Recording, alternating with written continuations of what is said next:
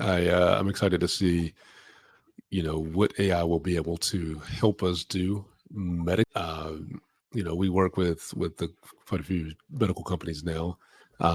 We're actually partnering on a suicide prevention app that I'm excited about. That takes into account several factors, right? Like you got your watch data, your mood, your therapist, all that good stuff concatenated together.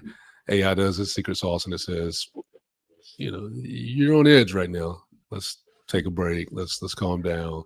Or if you're extremely, at a certain level, it's going to say, hey, it's time to call in help, right? Um, those are the things that can save lives. That's what I'm truly excited about technology being used for, as well as cancer detections and sequencing genomes that frankly it's tough to do. Computers are doing a lot of that stuff now, but when you involve AI in it, it just 10, 100 X's, right? What we're able to do.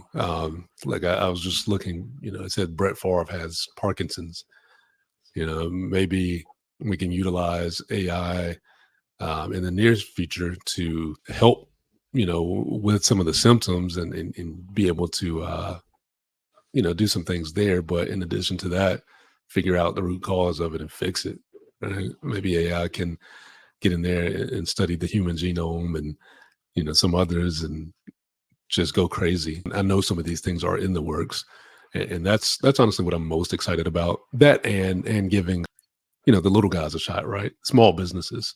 It doesn't necessarily level out the playing field, but it gives a much better advantage when you can utilize things such as the AI chatbots or the voice AI or automating certain steps and all that good stuff that we're doing for our clients that you're seeing the light bulb go off. It's like this stuff really works, right? And you start to see the dollars from it, so your business can sustain and you can hire people and grow and expand, and it just changes lives, man. So that's the stuff I like to see, tech being used for good, not necessarily to blow up the world.